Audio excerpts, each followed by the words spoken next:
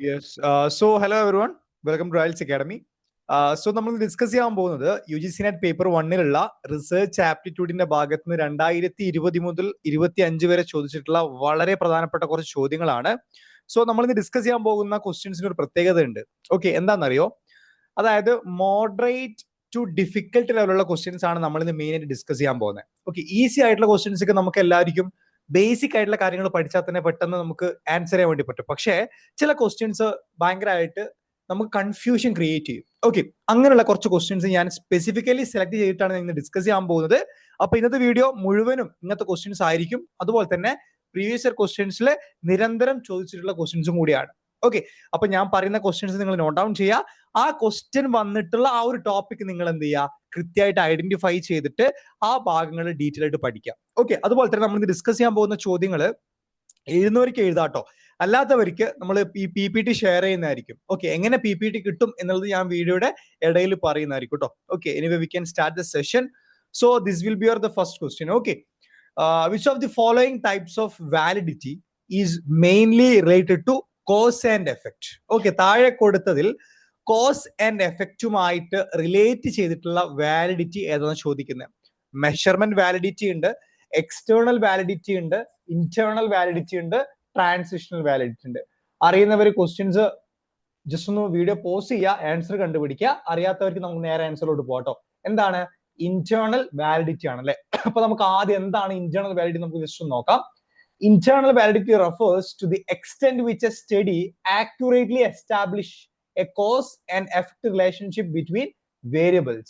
Okay, ഈ cause and effect എന്ന് പറയുമ്പോൾ എന്താണ്? ഇപ്പോ നമ്മള് പിന്നെ എക്സസൈസ് ചെയ്ത് കഴിഞ്ഞാൽ, ഓക്കെ, എക്സസൈസ് ചെയ്ത് കഴിഞ്ഞാൽ നമ്മുടെ തടി കുറയുമോ എന്നുള്ളത് എന്താണ്? കോസ് ആൻഡ് എഫക്റ്റ് റിലേഷൻഷിപ്പ് ആണ് അല്ലെ? അപ്പൊ ഇന്റേണൽ വാലിഡിറ്റി എന്ന് പറയുമ്പോൾ എന്താണ്? എത്രത്തോളമാണ് cause and effect relationship accurate ആയിട്ട് നമുക്ക് എസ്റ്റാബ്ലിഷ് ചെയ്യാൻ പറ്റുന്നത് നമ്മൾ വാലിഡേറ്റ് ചെയ്യുന്നത് എങ്ങനെയാണ്? ഇന്റേണൽ വാലിഡിറ്റിയിലൂടെയാണ്. ഓക്കെ, അപ്പൊ ഇന്റേണൽ വാലിഡിറ്റി കൂടുന്നതിന്റെ അർത്ഥം എന്താണ്?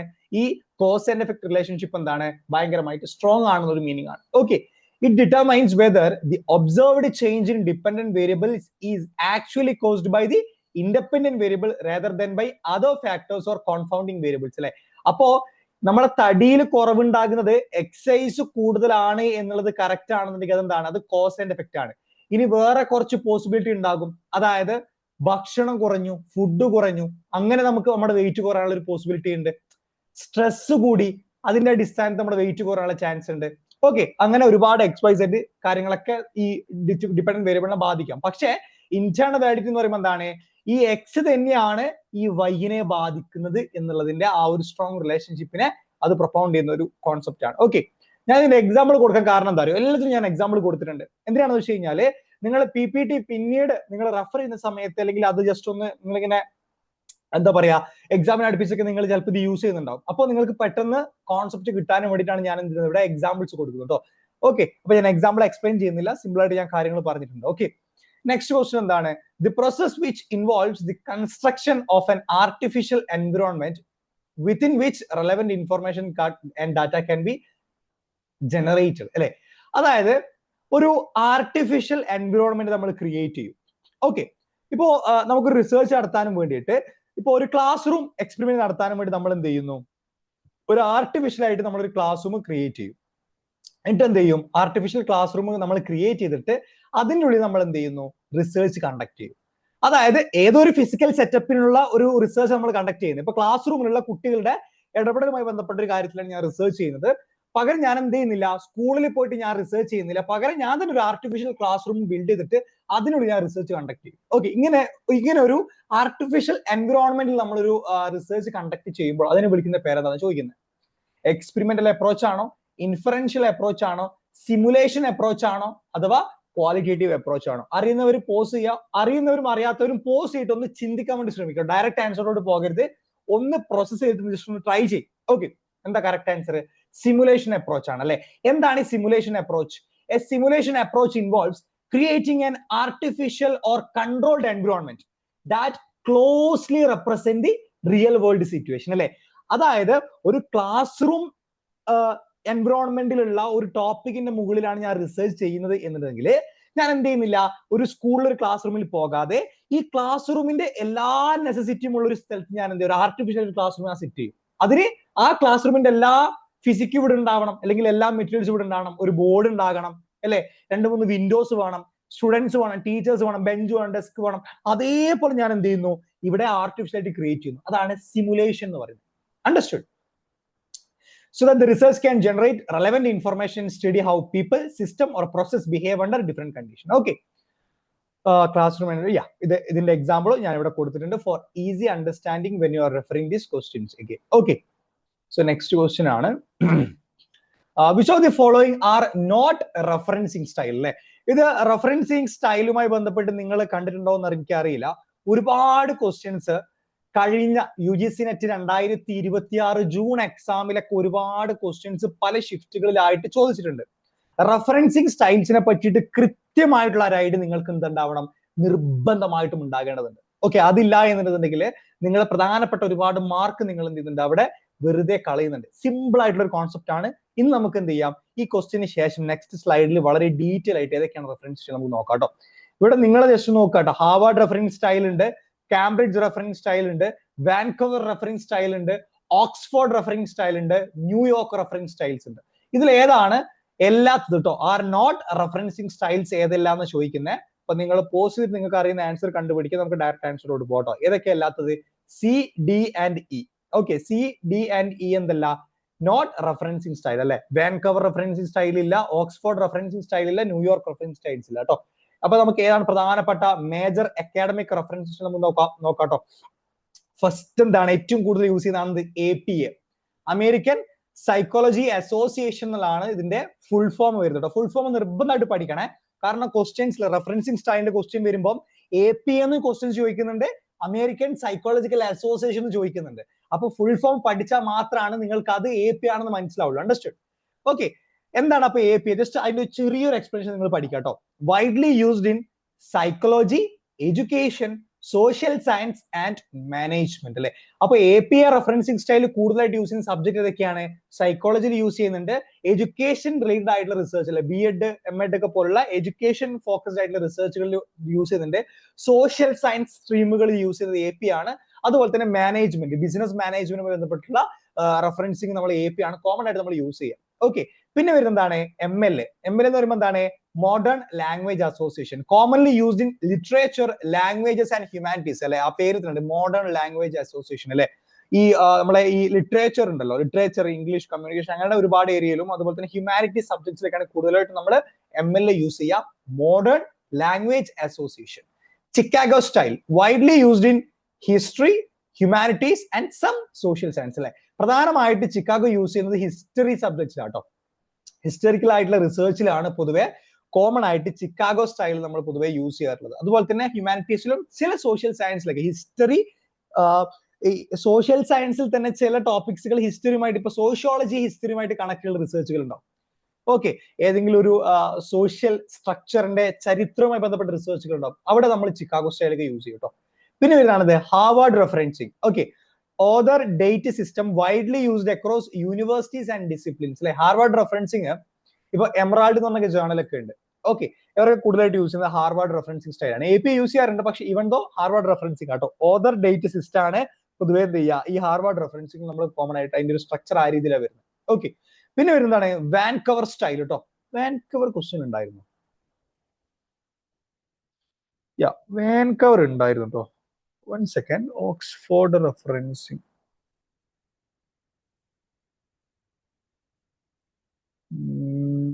footnote based system.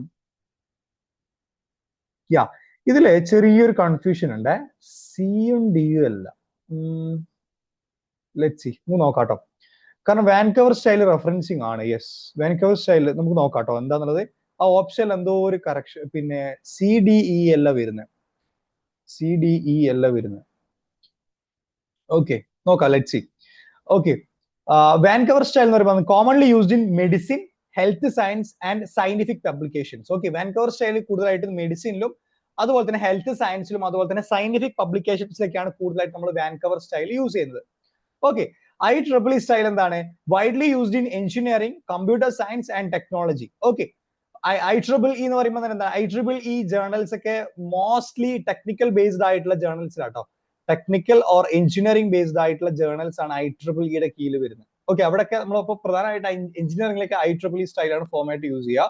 പിന്നെ ഇതാണെന്ത് ഓക്സ്ഫോർഡ് റെഫറൻസിങ്. ഇതൊരു ഫുട് നോട്ട് ബേസ്ഡ് സിസ്റ്റം ആണ്. ഓക്കെ, ഇതൊരു റെഫറൻസിങ് അല്ല, ഫുട് നോട്ട് ബേസ്ഡ് സിസ്റ്റം ആണ്. Commonly used in humanities and legal academic writing. ഇതൊരു ഫുട് നോട്ട് ആട്ടോ. ഓക്കെ, ഫുട് നോട്ട് റെഫറൻസിങ് തമ്മിൽ വ്യത്യാസമുണ്ട്. ഓക്കെ, അപ്പൊ എനിക്ക് മനസ്സിലായി എന്തുകൊണ്ടാണ് ഓപ്ഷൻ വന്നത്. ഓക്സ്ഫോർഡ് റെഫറൻസിങ് എന്താണ്, ഫുട് നോട്ട് ബേസ്ഡ് സിസ്റ്റം ആണ്. ഓക്കെ, അതെന്തല്ല റെഫറൻസിങ് സ്റ്റൈൽ വരുന്നതല്ല. പിന്നെന്താണ് AMA കേട്ടോ, American medical association, commonly used in medical and health science. Okay, അതാണ് ഇതിന്റെ ഫുൾ ഫോം വരുന്നത്. അപ്പൊ നമുക്ക് ഓപ്ഷനിൽ ന്യൂയോർക്ക് റെഫറൻസിങ് സ്റ്റൈൽ എന്ന് പറഞ്ഞ റെഫറൻസ് സ്റ്റൈൽ ഇല്ല. അപ്പൊ എന്തായാലും വരും നോട്ടില്. അപ്പോ ഇത് രണ്ടും എല്ലാം മനസ്സിലായി. DND ഓക്സ്ഫോർഡും ന്യൂയോർക്ക് റെഫറൻസിങ് സ്റ്റൈലാണ് വരുന്നത്. ഓക്കെ, ഇതാട്ടോ കറക്റ്റ് ഓപ്ഷൻ. DND ഓൺലി ആണ്. കാരണം ഈ ഓക്സ്ഫോർഡ് ഞാൻ പറഞ്ഞല്ലോ, ഇത് റെഫറൻസിങ് സ്റ്റൈൽ, ഇതൊരു ഫുട് നോട്ട് മെത്തേഡ് ആണ്. Okay, then definitely it will be DND only. Okay, എന്തെങ്കിലും ഒബ്ജക്ഷൻ ഉണ്ടെങ്കിൽ കമന്റ് ബോക്സിൽ നിങ്ങൾക്ക് കമന്റ് രേഖപ്പെടുത്താം കേട്ടോ. ഫൈൻ. നെക്സ്റ്റ് ക്വസ്റ്റ്യൻ എന്താണ്? When original participants in a longitudinal study drop out midway, it is called. Okay, എന്താ longitudinal study? ഞാൻ പറ. ലോങ്ങിറ്റ്യൂഡിനൽ സ്റ്റഡി എന്ന് പറഞ്ഞാൽ എന്താണ്? അതായത് ഒരു 10 ആളെ നമ്മൾ റിസർച്ച് ചെയ്യാണ്. ഓക്കെ, ജനുവരിയിൽ നമ്മൾ റിസർച്ച് ചെയ്യുന്നു. ഈ സെയിം 10 ആളെ തന്നെ നമ്മൾ ജൂണിൽ റിസർച്ച് ചെയ്യുന്നു. ഈ സെയിം 10 ആളെ തന്നെ നമ്മൾ ഡിസംബറിൽ നമ്മൾ റിസർച്ച് ചെയ്യുന്നു. അതായത് സെയിം സാമ്പിൾ തന്നെ നമ്മൾ എന്ത് ചെയ്യാണ്, മൾട്ടിപ്പിൾ ടൈമുകളില് നീണ്ട കാലത്തേക്ക് റിസർച്ച് ചെയ്യുമ്പോൾ അതിനെ വിളിക്കുന്ന പേരെന്താണ്? ലോങ്ങിറ്റ്യൂഡിനൽ സ്റ്റഡി എന്ന് പറയും.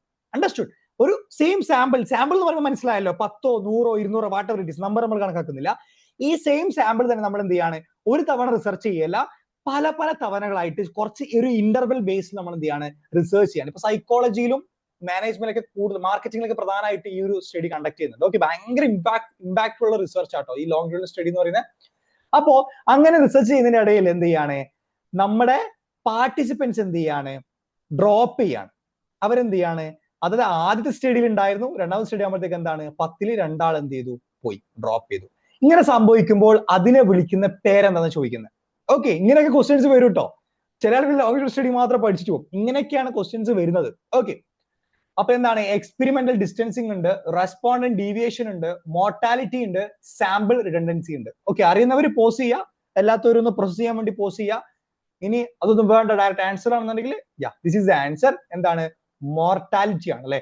Mortality refers to the loss or drop out of participants during a research study അല്ലെ, particularly in longitudinal study. C, particularly എന്ന് പറയുന്നുണ്ട്. അപ്പൊ അതിന്റെ അർത്ഥം എന്താണ്, ലോങ്ങിറ്റ്യൂഡിനൽ സ്റ്റഡീസിൽ മാത്രമല്ല. ഓക്കെ, അത് സ്പെസിഫിക് മെൻഷൻ ചെയ്തിട്ടുണ്ട്. ഏതൊരു റിസർച്ച് സ്റ്റഡിയുടെ ഇടയിലും പാർട്ടിസിപ്പൻസ് ലോസ് ചെയ്യോ അല്ലെങ്കിൽ ഡ്രോപ്പ് ഔട്ട് ചെയ്ത് കഴിഞ്ഞാൽ അതിനെ വിളിക്കുന്ന പേരെന്താണ്, മോർട്ടാലിറ്റി. പുതിയ കോൺസെപ്റ്റ് ആണ്, ആദ്യം കേൾക്കുന്നവർ എഴുതി വെക്കുക കേട്ടോ, മോർട്ടാലിറ്റി എന്നുള്ളതാണ്. Okay, where the same participants are followed over a period of time. When participants leave the study before it is completed, the sample may change, which can affect the validity of the findings. അപ്പൊ റിസർച്ചിന്റെ ഇടയിൽ longitudinal research ഒക്കെ specifically അതിൽ നമുക്ക് നമ്മുടെ participants പകുതിക്കിടയിൽ പോവുകയാണ് എന്നുണ്ടെങ്കിൽ എന്താണ്, അത് ഫൈൻഡിങ്സിന്റെ വാലിഡിറ്റിയെ ബാധിക്കുന്ന ഒരു പ്രശ്നമായിട്ട് മാറുന്നതാണ്. ഓക്കെ, അതാണ് മോർട്ടാലിറ്റി എന്നുള്ള ഭാഗം നിങ്ങൾ മനസ്സിലാക്കേണ്ട സിമ്പിൾ ആയിട്ടുള്ള ഒരു കോൺസെപ്റ്റ്. ഓക്കെ, നെക്സ്റ്റ് എന്താണ്, നെക്സ്റ്റ് ക്വസ്റ്റ്യൻ ആണ്. After identifying the different variables and establishing the logical reasoning in the theoretical framework, the next step in the research process is to conduct a survey, generate a hypothesis, focus on group discussion, use an experimental investigation. ഈ ഒരു ക്വസ്റ്റ്യന്റെ answer അറിയാത്തവർ എനിക്ക് പറയാനുള്ള ഒരു കാര്യം എന്ന് വെച്ച് കഴിഞ്ഞാൽ, you should be very much concerned. Okay, റിസർച്ചിന്റെ പ്രോസസ് എന്ന് പറയുമ്പോൾ റിസർച്ച് ആപ്റ്റിറ്റ്യൂഡ് പഠിക്കാൻ തുടങ്ങുമ്പോൾ നിങ്ങൾ ഫസ്റ്റ് പഠിക്കുന്ന ടോപ്പിക് എന്താ, റിസർച്ച് പ്രോസസ്സാണ്. ഓക്കെ, ഒരു കുറച്ച് പ്രധാനപ്പെട്ട മെയിൻ ആയിട്ട് 8 സ്റ്റെപ്സുകളാണുള്ളത്. ഓക്കെ, അത് ചില ആളുകൾ 14 പറയും, ചില ആളുകൾ 12 പറയുന്ന ആളുകൾ, ചില 8, 6 ആക്കി പറയുന്നുണ്ട്. പക്ഷെ 8 സ്റ്റെപ്സുകൾ നിർബന്ധമായിട്ട് നിങ്ങൾ പഠിച്ചിരിക്കണം. കാരണം ആ 8 സ്റ്റെപ്സിന്റെ ചുറ്റിലുമാണ് പ്രധാനമായിട്ട് ക്വസ്റ്റ്യൻസ് വരാറുള്ളത്. ആ 8 സ്റ്റെപ്സ് ഒക്കെ നിങ്ങൾ ജസ്റ്റ് മനസ്സിലാക്കി വെക്കുക. ഓക്കെ, സോ ഇതിന്റെ കറക്റ്റ് ആൻസർ എന്താണ്, ജനറേറ്റ് എ ഹൈപ്പോത്തിസിസ് അല്ലെ. അതായത് ഓക്കെ, one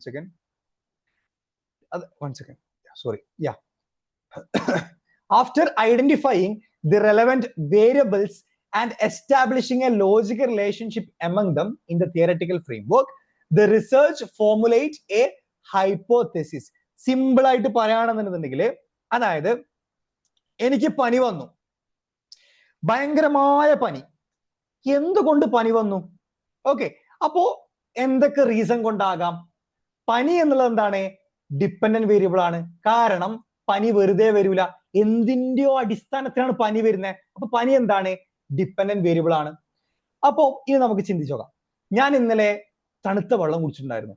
ഓക്കെ, അപ്പോ ചിൽഡ് വാട്ടർ ഇതെന്താണ്? ഈ പനി വരാനുള്ള ഇൻഡിപെൻഡന്റ് വേരിയബിൾ ആണ്. Understood?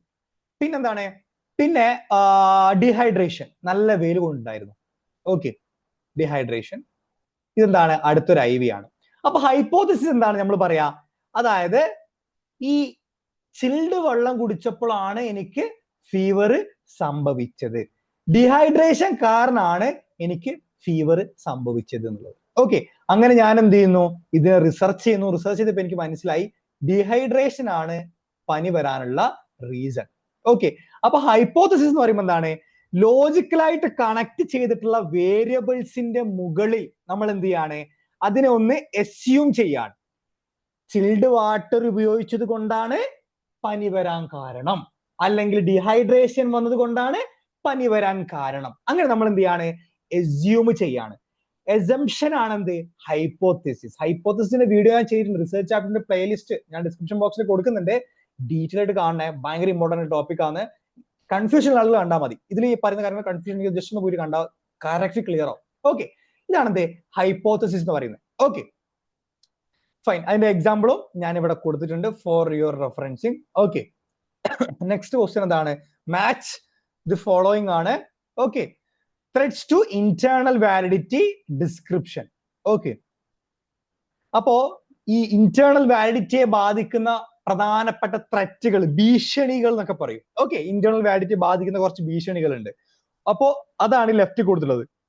മാച്ചുറേഷൻ threat, attrition threat, history threat, testing threat. ഇത് നിങ്ങൾ എന്ത് ചെയ്യണം? റൈറ്റ് സൈഡിലുള്ള കാര്യങ്ങളുമായിട്ട് എന്താണ് മാച്ചുറേഷൻ ത്രെറ്റ് റൈറ്റ് സൈഡിൽ നിന്ന് കണ്ടുപിടിക്കുക.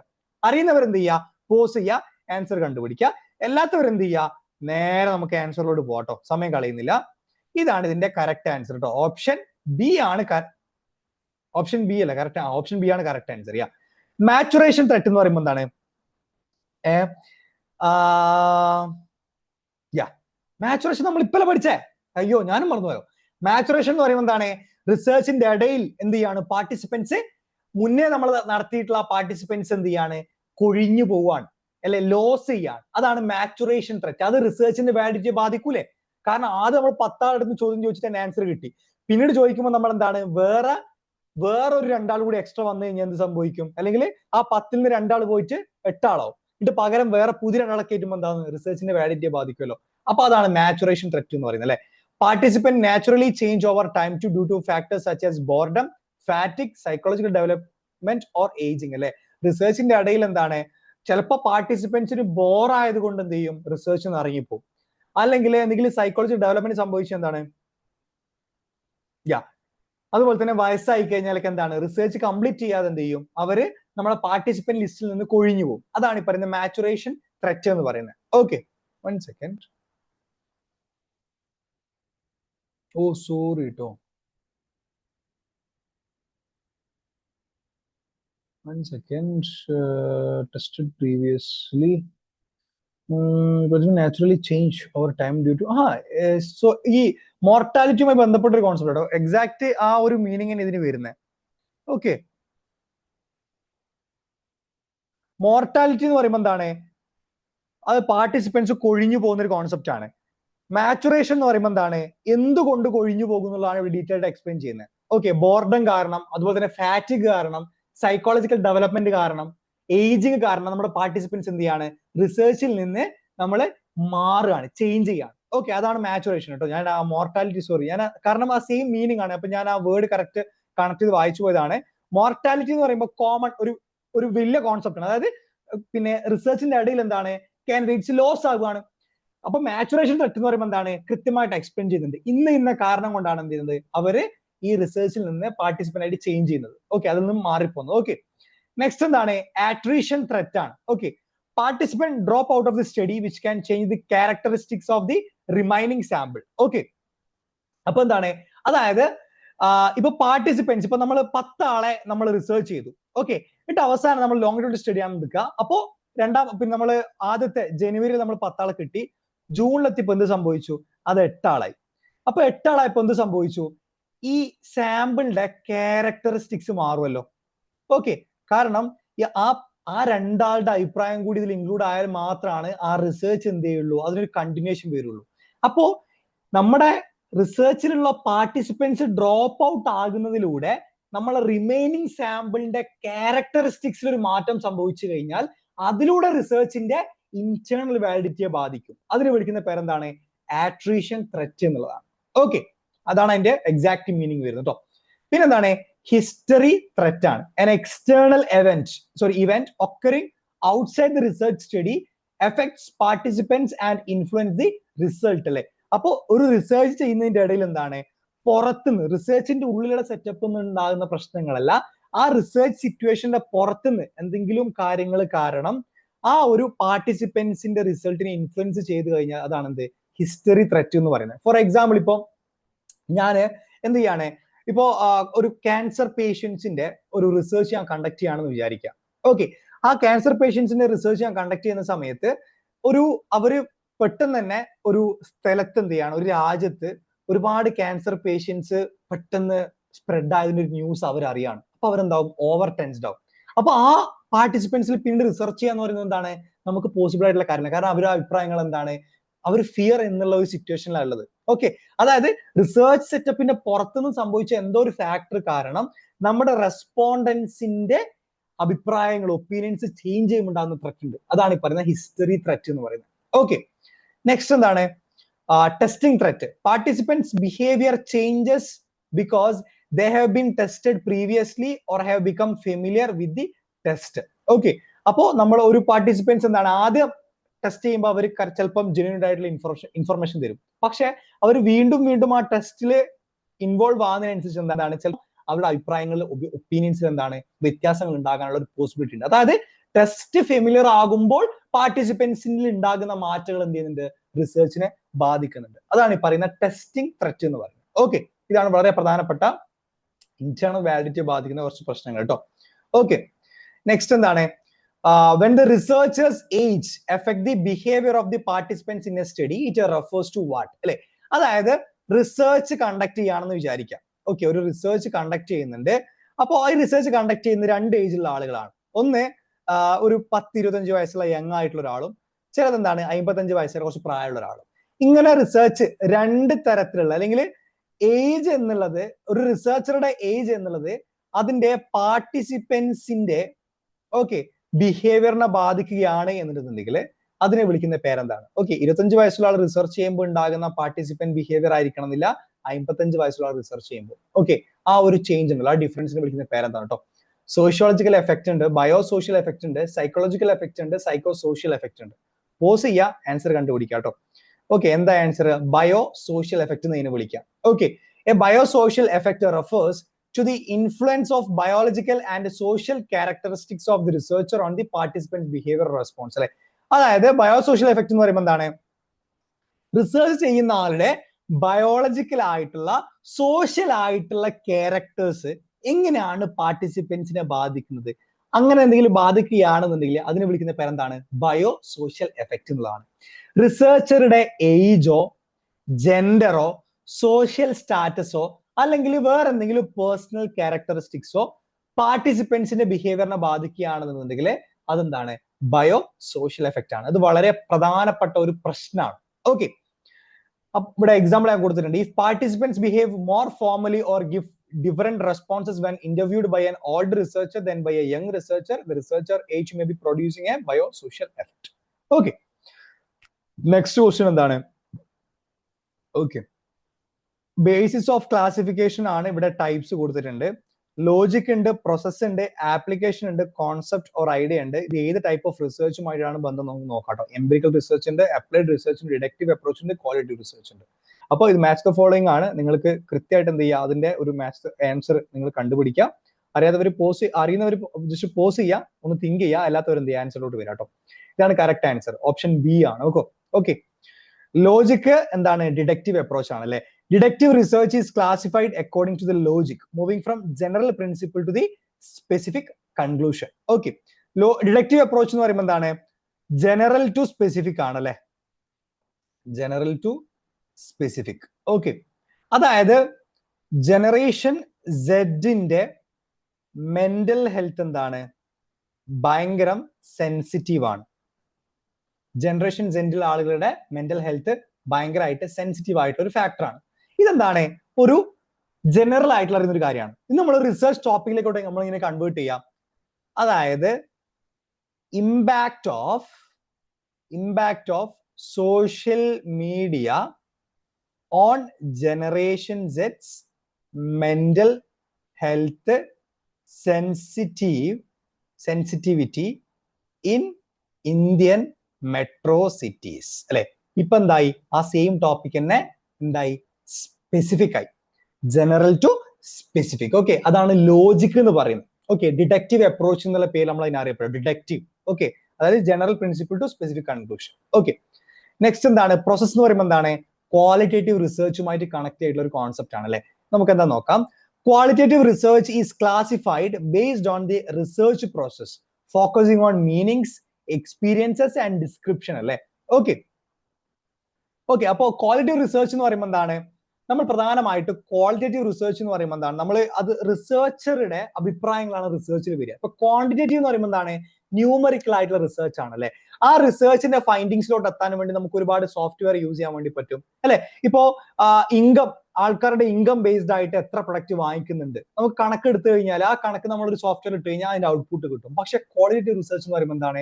നമ്മൾ ഒരാളെ ഇന്റർവ്യൂ ചെയ്യാണ് അല്ലെ, മനുഷ്യന്മാരുടെ ഹാപ്പിനെസ് മെഷർ ചെയ്യാണ്. അപ്പൊ അത് റിസർച്ച് ചെയ്യുന്ന ആളുടെ ഇന്റർപ്രിട്ടേഷൻ പോലെ ആയിരിക്കും അതിന്റെ ഫൈൻഡിങ്സ് വരിക. അതാണ് ക്വാളിറ്റേറ്റീവ് റിസർച്ച് എന്ന് പറയുന്നത്. ക്വാണ്ടിറ്റി എന്ന് പറയുമ്പോൾ നമുക്ക് ന്യൂമറിക്കൽ മെഷർ ചെയ്യാൻ പറ്റും, ക്വാളിറ്റി നമുക്ക് മെഷർ ചെയ്യാൻ പറ്റില്ല. സന്തോഷം, സങ്കടം, ഡിപ്രഷൻ മെഷർ ചെയ്യാൻ പറ്റില്ല. ഓക്കെ. അപ്പൊ ക്വാളിറ്റേറ്റീവ് റിസർച്ച് എന്ന് പറയുമ്പോൾ എന്താണ്? അതൊരു പ്രോസസ്സാണ് അല്ലെ. അതായത് റിസർച്ചിന്റെ ആ ഒരു ഫൈൻഡിങ്സിന്റെ മീനിങ്സ് കണ്ടുപിടിക്കുക, എക്സ്പീരിയൻസ്, ഡിസ്ക്രിപ്ഷൻസ്, ഒരു പ്രോസസ് ബേസ്ഡ് ആയിട്ടുള്ള റിസർച്ച് ആണ്. അതുകൊണ്ട് തന്നെ ക്വാളിറ്റേറ്റീവ് റിസർച്ച് എന്നുള്ള ഒരു റിസർച്ച് കണക്ട് ആയിട്ടുള്ള എന്താണ്? പ്രോസസ് എന്നുള്ള ഒരു മീനിങ് അറ്റാച്ച്ഡ് ആയിട്ടുള്ള ഒരു കോൺസെപ്റ്റ് ആണ്. ഓക്കെ. നെക്സ്റ്റ് എന്താണ്? ആപ്ലിക്കേഷൻ. എന്താണ്? അപ്ലൈഡ് റിസർച്ച് അല്ലെ. അപ്പൊ ആപ്ലിക്കേഷൻ രണ്ടും ഭയങ്കരമായിട്ട് സിമിലർ ആയിട്ടുള്ള ഒരു കോൺസെപ്റ്റ് ആണ് അല്ലെ. അപ്ലൈഡ് റിസർച്ച് എന്ന് പറയുമ്പോൾ എന്താണ്? പിന്നെ ഏതെങ്കിലും ഒരു പ്രശ്നത്തിനുള്ള സൊല്യൂഷൻ കണ്ടെത്തലാണ് എന്ത്? അപ്ലൈഡ് റിസർച്ച് അല്ലെ. ഇപ്പോ COVID-19 മരുന്ന് കണ്ടുപിടിക്കുക എന്താണ്? അപ്ലൈഡ് റിസർച്ച് ആണ് അല്ലെ. അതായത് റിയൽ വേൾഡിൽ ഉണ്ടായിട്ടുള്ള പ്രശ്നമാണ് COVID-19 എന്ന് പറഞ്ഞ അസുഖം. അതിനുള്ള മെഡിസിൻ കണ്ടുപിടിക്കുക എന്ന് പറയുമ്പോൾ എന്താണ്? അതൊരു സൊല്യൂഷൻ കണ്ടെത്തലാണ്. അതെന്താണ്? അപ്ലൈഡ് റിസർച്ച് ആണ്. അപ്പൊ അപ്ലൈഡ് റിസർച്ച് എന്ന് പറയുമ്പോൾ എന്താണ്? ആപ്ലിക്കേഷൻ ആണ്, അപ്ലൈ ചെയ്യുന്ന ഒരു കോൺസെപ്റ്റ് ആണ് അല്ലെ. അപ്ലൈ ചെയ്യപ്പെടേണ്ട റിസർച്ച് ആണ് എന്ത്? അപ്ലൈഡ് റിസർച്ച് എന്നുള്ളത്. ഓക്കെ. പിന്നെ എന്താണ്? നെക്സ്റ്റ് കോൺസെപ്റ്റ് എന്താണ്? കോൺസെപ്റ്റ് ഓർ ഐഡിയ എന്നുള്ളത് എന്താണ്? എംപിരിക്കൽ റിസർച്ച് ആണ് അല്ലെ. Empirical research is based on observable evidence, concepts and ideas that can be examined through data അല്ലെ. ഇപ്പോ നേരത്തെ നമ്മൾ പറഞ്ഞ പോലെ തന്നെ ജെൻസി എന്താണ്? ഭയങ്കരമായിട്ട് സെൻസിറ്റീവ് ആയിട്ടുള്ള ആളുകളാണ്. ഇമോഷൻസ് ഭയങ്കര സെൻസിറ്റീവ് ആണെന്ന് ഞാൻ പറയാണ്. അത് എന്താണ്? എന്റെ ഐഡിയാസിൽ ഉണ്ടായിട്ടുള്ള റിസർച്ച് ആണല്ലേ. അപ്പം എംപിരിക്കൽ റിസർച്ച് എന്ന് പറയുമ്പോൾ എന്താണ്? നമ്മുടെ കോൺസെപ്റ്റിന്റെ അടിസ്ഥാനത്തിൽ, നമ്മുടെ ഐഡിയാസിന്റെ അടിസ്ഥാനത്തിൽ, നമ്മുടെ ഒബ്സർവേഷന്റെ അടിസ്ഥാനത്തിൽ ഉണ്ടാക്കിയെടുക്കുന്ന റിസർച്ച് ആണ് എന്ത്? എംപിരിക്കൽ റിസർച്ച് എന്ന് പറയുന്നത്. ഓക്കെ. അണ്ടർസ്റ്റുഡ്. സിമ്പിൾ ആയിട്ടുള്ള കോൺസെപ്റ്റ് ആണ്, വലിയ ഡിഫിക്കൽട്ട് ആയിട്ടുള്ള ഒരു കോൺസെപ്റ്റ് ഇതിൽ വരുന്നില്ല. ഓക്കെ. നെക്സ്റ്റ് എന്താണ്? Relics such as fingerprints are considerable credible by which of the following research methodologies അല്ലെ. അതായത് ഫിംഗർ പ്രിന്റ് പോലുള്ള കാര്യങ്ങൾ നമ്മൾ പ്രധാനമായിട്ട് ഹെൽപ്ഫുൾ ആകുന്നത് താഴെ കൊടുത്തിട്ടുള്ള ഏത് ടൈപ്പ് ഓഫ് റിസർച്ചുകൾക്കാണ് ഫിംഗർ പ്രിന്റ് പോലുള്ള കാര്യങ്ങൾ ഉപയോഗപ്പെടുന്നത്? എക്സ്പെരിമെന്റൽ റിസർച്ചിനാണോ, ക്വാണ്ടിറ്റേറ്റീവ് റിസർച്ചിനാണോ, ഹിസ്റ്ററിക്കൽ റിസർച്ചിനാണോ, ഡിസ്ക്രിപ്റ്റീവ് റിസർച്ചിനാണോ എന്നുള്ളതാണ്. ഓക്കെ. പോസ് ചെയ്യുക, അറിയുന്നവരെ ആൻസർ കണ്ടുപിടിക്കുക, എല്ലാവരും നേരം ചെയ്യുക, ആൻസറിലോട്ട് വരാം കേട്ടോ. എന്താണ്? ഹിസ്റ്ററിക്കൽ റിസർച്ച് ആണ് അല്ലെ. കാരണം എന്താണ്? ചരിത്രവുമായി ബന്ധപ്പെട്ട കാര്യങ്ങൾ നമുക്ക് എന്താണ്? ഫിംഗർ പ്രിന്റ് ഒക്കെ കിട്ടുക എന്ന് പറയുമ്പോൾ വലിയൊരു കിട്ടലാണ്. കാരണം നമുക്ക് ആ ഫിംഗർ പ്രിന്റ് വെച്ചുകൊണ്ട് നമുക്ക് ആ ഒരു വ്യക്തിയുടെ അളവും സൈസും എല്ലാം നമുക്ക് കണ്ടെത്താൻ വേണ്ടി പറ്റും. Right. In historical research, researchers study evidence and records from the past to understand and reconstruct historical evidence അല്ലെ. ഹിസ്റ്ററിക്കൽ റിസർച്ച് എന്ന് പറയുമ്പോൾ എന്താണ്? നമ്മൾ ചരിത്രത്തിലുള്ള കാര്യങ്ങൾ എന്ത് ചെയ്യാണ്? റീകൺസ്ട്രക്ട് ചെയ്യുന്ന റിസർച്ച് ആണ് ഹിസ്റ്ററിക്കൽ റിസർച്ച് എന്ന് പറയുന്നത്. Right. Relics such as fingerprints, photographs, documents, inscriptions, tools, buildings, and other physical remains can serve as a valuable primary source of historical evidence. അല്ലെ? അപ്പോ ഇപ്പൊ ഈ ഗുഹകളിൽ ഉള്ളിലുള്ള ഒരുപാട് ഈ ആർട്ടുകൾ ഉണ്ടല്ലോ, ഈ കൊത്തുപണികളൊക്കെ, ഇതൊക്കെ യൂസ് ചെയ്തുകൊണ്ടാണ് ആ കൊത്തുപണികൾ ആ ഒരു കാലഘട്ടമൊക്കെ അവർ ഐഡന്റിഫൈ ചെയ്യുക. ഇത് 1400 വർഷങ്ങൾക്ക് മുന്നെയാണ് അല്ലെ, എല്ലുകളുടെ ഈ തേയ്മാനൊക്കെ നോക്കിയിട്ട് അവർ പറയും. ഓക്കെ, അപ്പൊ ഹിസ്റ്ററിക്കൽ റിസർച്ചിനെ സംബന്ധിച്ചിടത്തോളം റെലിക്സ് എന്ന് പറയുന്നത് ഭയങ്കര ഇമ്പോർട്ടന്റ്. റെലിക്സ് എന്ന് പറയുമ്പോൾ ഈ ഫിസിക്കൽ ആയിട്ടുള്ള ഒരുപാട് എവിഡൻസ് അല്ലെ, ഫിംഗർ പ്രിന്റുകൾ, ഫോട്ടോഗ്രാഫ്, ഡോക്യുമെന്റ്, ഇൻസ്ക്രിപ്ഷൻസ്, ടൂളുകൾ, ബിൽഡിങ്ങുകളൊക്കെ. ഓക്കെ, ഇത് പ്രൈമറി സോഴ്സ് ഓഫ് എവിഡൻസ് ആണ്. ഓക്കെ, ഇതാണ് ഈ ഒരു ക്വസ്റ്റ്യൻ നിങ്ങൾ മനസ്സിലാക്കുന്നത്. നെക്സ്റ്റ് എന്താണ്? Which of the following are plagiarism checking website? One of the next important concept, important question കേട്ടോ. ഓക്കെ, ഇമ്പോർട്ടന്റ് ആയിട്ടുള്ള ക്വസ്റ്റ്യൻ ആണ്. ഓക്കെ, പ്ലാഗിയറിസം ചെക്കിംഗ് വെബ്സൈറ്റ്സ് ഏതൊക്കെയാണ് ചോദിക്കുന്നത്? ടേണിറ്റിൻ ഉണ്ട്, പേപ്പർ റൈറ്റർ ഉണ്ട്, ഓക്കുണ്ട് ഉണ്ട്, ഡ്യൂപ്ലിക് ചെക്കർ ഉണ്ട്. ഓക്കെ, ഇതിലേതാണ് കറക്റ്റ് ആൻസർ എന്ന് കണ്ടുപിടിക്കുക. പോസ് ചെയ്യുക, കണ്ടുപിടിക്കുക കേട്ടോ. Yeah, okay, A B C and D ആണ്. A B C and D. Okay, fine. 4ഉം എന്താണ്? പ്ലാഗിയറിസം ചെക്കിംഗ് വെബ്സൈറ്റ്സ് ആണ്. ഓക്കെ, വേറെയും ഒരുപാട് ഇമ്പോർട്ടന്റ് ആയിട്ടുള്ള ചെക്കിംഗ് ടൂൾസ് നമുക്ക് നോക്കാം കേട്ടോ. ടേണിറ്റിൻ, ഇതാണ് ഏറ്റവും കൂടുതൽ യൂസ് ചെയ്യുന്നത് കേട്ടോ. ടേണിറ്റിൻ ആണ് one of the most important plagiarism checking website എന്ന് പറയുന്നത്. Okay,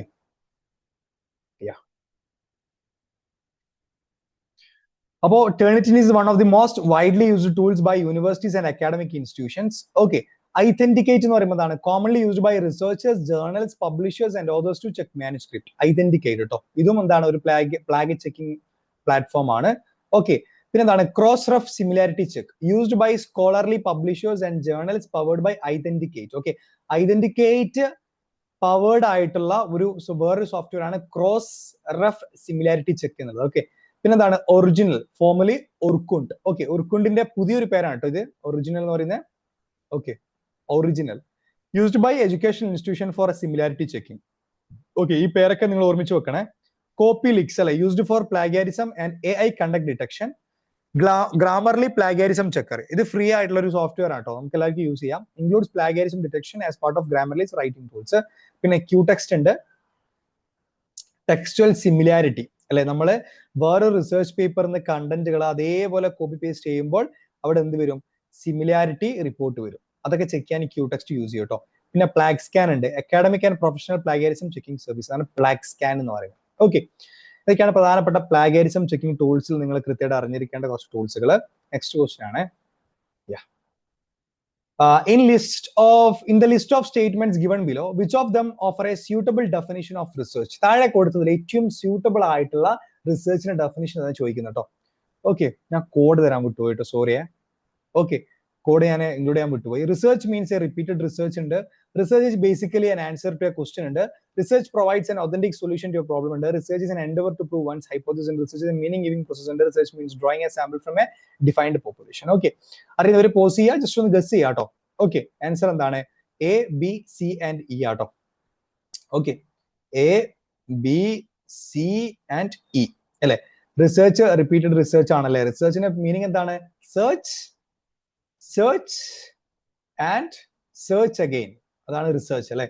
research is basically answer to question, ഒരു ചോദ്യത്തിനുള്ള മറുപടിയാണ്, അല്ലെങ്കിൽ അതിനുള്ള ഒരു ആൻസർ ആണ് റിസർച്ച് എന്ന് പറയുന്നത്. ഓക്കെ, പിന്നെ എന്താണ്? Research provide an authentic solution to a problem അല്ലെ. ഒരു പ്രോബ്ലത്തിന്റെ മുകളിലുള്ള ഒതന്റിക് ആയിട്ടുള്ള ഒരു സൊല്യൂഷൻ കണ്ടെത്തലാണ് റിസർച്ചിന്റെ പ്രൈമറി ഒബ്ജക്റ്റീവ് എന്ന് പറയുന്നത്. റിസർച്ച് എന്ന് പറയുമ്പോൾ എന്താണ്? മീനിങ് ഗിവിംഗ് പ്രോസസ് അല്ലെ. പ്രശ്നങ്ങൾക്ക് അർത്ഥങ്ങൾ കണ്ടുപിടിക്കുക റിസർച്ചിന്റെ one of the most important process ആണ്. Okay, research is an endeavour to prove one's hypothesis. അത് ഒരു പാർട്ട് മാത്രമാണ്, അൾട്ടിമേറ്റ് ഒബ്ജക്റ്റീവ് അല്ല. ഹൈപ്പോത്തിസിസ് പ്രൂവ് ചെയ്യുക എന്നുള്ളത് എന്താണ്? ഹൈപ്പോത്തിസിസ് പ്രൂവ് ചെയ്യുക എന്നുള്ളതല്ല, ഹൈപ്പോത്തിസിസ് ആക്സെപ്റ്റ് ചെയ്യും, റിജക്ട് ചെയ്യാം. അപ്പൊ അത് ഫുൾ തെറ്റാണ്. ഹൈപ്പോത്തിസിസ് പ്രൂവ് ചെയ്യുക എന്നുള്ളതല്ല, ഹൈപ്പോത്തിസിസ് ആക്സെപ്റ്റ് ചെയ്യാം, റിജക്ട് ചെയ്യാം. അത് റിസർച്ചിന്റെ ഫൈൻഡിങ്സിന്റെ അടിസ്ഥാനത്തിലാണ്. അപ്പൊ ആ ഓപ്ഷൻ വരില്ല, ഡി വരില്ല കേട്ടോ. പിന്നെ എന്താണ്? Research means drawing A sample from A defined population അല്ല. ഒരു പോപ്പുലേഷനിൽ നിന്ന് നമ്മളൊരു സാമ്പിളിനെ സെലക്ട് ചെയ്യുമ്പോൾ അതിന് വിളിക്കുന്ന പേരെന്താ? സാമ്പിളിംഗ് എന്നാ. അല്ലാണ്ട് അത് റിസർച്ചിന്റെ ഒരു സ്റ്റെപ്പ് മാത്രം. അത് ഓക്കെ, റിസർച്ച് സ്റ്റെപ്പ് മാത്രമാണ്. It has nothing to do with research definition. Okay, ഇതാണ് ഇതിന്റെ ആൻസർ വരുന്നത്. നെക്സ്റ്റ് ക്വസ്റ്റ്യൻ നമുക്ക് നോക്കാം. Okay, in negatively skewed distribution, which among the following would be true? Okay, mean is greater than mode, mean is lesser than median, mean is lesser than mode, mode is greater than mean. Negatively skewed distribution എന്ന് പറയുമ്പോൾ എന്താണ്? കാണിച്ചു തരാം. Okay, ഇതാണ് normal distribution എന്ന് പറയുന്നത് അല്ലെ. Normal distribution ആണ്. ഇവിടെ മീൻ ഉണ്ട്, മീഡിയൻ ഉണ്ട്, മോഡ് ഉണ്ട്. Okay fine. ഇനി നെഗറ്റീവ്ലി സ്ക്യൂഡ് എന്ന് പറയുമ്പോൾ എന്താണ്? നെഗറ്റീവ്ലി സ്ക്യൂഡ് എന്ന് പറയുമ്പോൾ ഇങ്ങനെ ഉണ്ടാവും. ഓക്കെ, അതായത് ഇടത്തോട്ടേക്ക് എന്ത് ചെയ്യും? അതിന്റെ ആ ഒരു ബെൽ ഐക്കൺ എന്ത് ചെയ്യും? ഇടത്തോട്ടേക്ക് സ്ക്യൂ ചെയ്യും. പോസിറ്റീവ് ആണെന്നുണ്ടെങ്കിൽ എന്തായിരിക്കും? വലത്തോട്ടേക്ക് ഇങ്ങനെ സ്ക്യൂ ചെയ്തിട്ടുണ്ടാവും. ഓക്കെ, ഇതാണ് നെഗറ്റീവ് ആൻഡ് ഇത് നെഗറ്റീവ്, ഇത് പോസിറ്റീവ് സ്ക്യൂ ഡിസ്ട്രിബ്യൂഷൻ. അപ്പൊ നെഗറ്റീവ് സ്ക്യൂ ഡിസ്ട്രിബ്യൂഷനില് മീന്, മോഡ്, മീഡിയന്റെ പൊസിഷൻ എങ്ങനെ നമ്മൾ നോക്കണം. ഓക്കെ, ഇവിടെ എങ്ങനെയാണ് വരിക? ഇവിടെ മീനുണ്ട്, മീന്, മീഡിയന്, മോഡ്. അപ്പൊ നെഗറ്റീവിലോട്ട് വരുന്ന സംഭവത്തിൽ എന്ത് സംഭവിക്കും?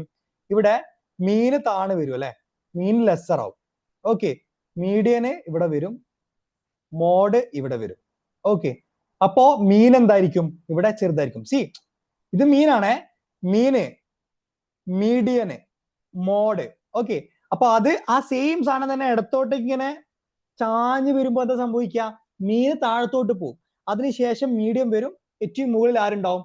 മോഡ് ഉണ്ടാവും. അപ്പൊ അങ്ങനെയാണെന്നുണ്ടെങ്കിൽ താഴെ കൊടുത്ത് ഏതാ ട്രൂ എന്നാ ചോദിക്കുന്നത്. ഓക്കെ, എന്താണ് കറക്റ്റ് ആൻസർ വരിക? എന്താ ആൻസർ വരിക? യെസ്, ബി ആൻഡ് സി ആണല്ലേ. ഓക്കെ, മീൻ എന്തായിരിക്കും? മീഡിയനേക്കാൾ ചെറുതായിരിക്കും. മീൻ എന്തായിരിക്കും? മോഡിനേക്കാൾ ചെറുതായിരിക്കും. ഓക്കെ, ഈ പിക്ചർ നമുക്ക് മനസ്സിലാവും അല്ലെ. ഇവിടെയാണ് മീന് വരുന്നത്. ഓക്കെ, ബാക്കി എന്താണ്? മീഡിയൻ ആയിക്കോട്ടെ, മോഡ് ആയിക്കോട്ടെ, ഇതിനേക്കാൾ വലുതാണ്. Okay, understood. ഇതാണ് കറക്റ്റ് ആൻസർ വരുന്നത് കേട്ടോ. Okay, yeah. So in the negatively skewed distribution the tail extend toward the left അല്ലേ. ടെയിൽ എന്ത് ചെയ്യാണ്? ലെഫ്റ്റിലോട്ട് എക്സ്റ്റെൻഡ് ചെയ്യാണ്. Understood. The extreme low values pull the means toward the left. Okay, making the means smaller than the median and mode. Okay, next question എന്താണ്? Yeah, a researcher want to study effect of training programs on employees in a company with 500 employees. She divide. Okay, അപ്പോ ഇവിടെ റിസർച്ചറിന് എന്ത് ചെയ്യണം?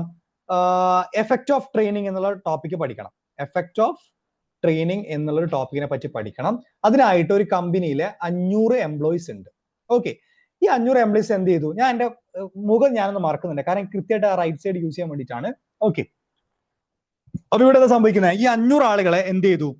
She divided the employees into management, technical and clerical staff and then randomly select a proportionate number of employees from each group അല്ലെ. ഈ 500 എംപ്ലോയീസിന് എന്ത് ചെയ്തു? ഈ researcher എന്ത് ചെയ്തു? കൃത്യമായിട്ട് ഓരോ ഗ്രൂപ്പുകളാക്കി അല്ലെ. മാനേജ്മെന്റ് ഡിപ്പാർട്ട്മെന്റിന്റെ കീഴിലുള്ള കുറച്ച് ആളുകൾ. ഓക്കെ, മാനേജ്മെന്റ് ഡിപ്പാർട്ട്മെന്റ് കീഴിലുള്ള കുറച്ച് ആളുകൾ. അതുപോലെ തന്നെ നമുക്കൊരു 250 വേണ്ട, 100 എടുക്കാം. ഓക്കെ, 100 എടുക്കാം. അതുപോലെ തന്നെ ഇവിടെ എന്താണ്? ടെക്നിക്കൽ ഡിപ്പാർട്ട്മെന്റിന്റെ കീഴിൽ എന്ത് ചെയ്യാണ്? അവിടെ ഒരു 200 ആളുകൾ എടുക്കാം. ഓക്കെ, പിന്നെന്താണ്? പിന്നെ ക്ലറിക്കൽ സ്റ്റാഫ് അല്ലെ. ക്ലറിക്കൽ സ്റ്റാഫിന്റെ കീഴിലുള്ള ക്ലറിക്കൽ സ്റ്റാഫിൽ ഡിസ്ട്രിബ്യൂട്ട് ചെയ്ത് എത്രയാണ്? 200. ഓക്കെ, ഇങ്ങനെ എന്ത് ചെയ്തു? 500 എംപ്ലോയീസിനെ അവരുടെ ജോബിന്റെ ആസ്പെക്റ്റിൽ എന്ത് ചെയ്തു? ഓരോ സബ് ഗ്രൂപ്പ് ആക്കി ഡിവൈഡ് ചെയ്തു. എന്നിട്ട് എന്ത് ചെയ്തു? ഇതിൽ നിന്ന് എന്ത് ചെയ്തു? റാൻഡംലി പാർട്ടിസിപ്പൻസിനെ സെലക്ട് ചെയ്തു. ഓക്കെ, വളരെ റാൻഡംലി എന്ത് ചെയ്തു? പാർട്ടിസിപ്പൻസിനെ സെലക്ട് ചെയ്തു. ഇത് എന്ത് ടൈപ്പ് ഓഫ് സാമ്പിളിംഗ് ആണെന്ന് ചോദിക്കുന്നത്. ഇത് നോക്കണേ, 500 പോപ്പുലേഷൻ ഉണ്ട്, അതിനെ ഓരോ ഗ്രൂപ്പുകളാക്കി ആ ഗ്രൂപ്പിൽ നിന്ന് റാൻഡംലി പാർട്ടിസിപ്പൻസിനെ തെരഞ്ഞെടുത്തു. ഇത് which type of sampling is being used? Simple random ഉണ്ട്, സ്ട്രാറ്റിഫൈഡ് ഉണ്ട്, സിസ്റ്റമാറ്റിക് ഉണ്ട്, ക്ലസ്റ്റർ സാമ്പിളിംഗ് ഉണ്ട്. പോസ് ചെയ്യുക, നിങ്ങൾ ആൻസർ കണ്ടുപിടിക്കുക. ഓക്കെ, എന്താണ് correct answer? Stratified random sampling ആണ് അല്ലെ. Is used when a population is divided into distinct subgroups or stratas. ഇതിനെ വിളിക്കുന്ന പേരെന്താ? സ്ട്രാറ്റാസ് എന്നാ വിളിക്കാം. അതായത് സബ് ഗ്രൂപ്പ് ഉണ്ടല്ലോ, അതിനെ വിളിക്കുന്ന പേരെന്താണ്? സ്ട്രാറ്റ. Okay, understood. അപ്പോ സ്ട്രാറ്റിഫൈഡ് എന്ന് പറയുമ്പോൾ നിങ്ങളുടെ മനസ്സിലേക്ക് വരുന്ന എന്താണ്? ഡിഫറെന്റ് സ്ട്രാറ്റ സബ് ഗ്രൂപ്പ്സ് ആക്കിയിട്ട് ഡിവൈഡ് ചെയ്തിട്ടുള്ള സാമ്പിൾസ് ആണ് കേട്ടോ.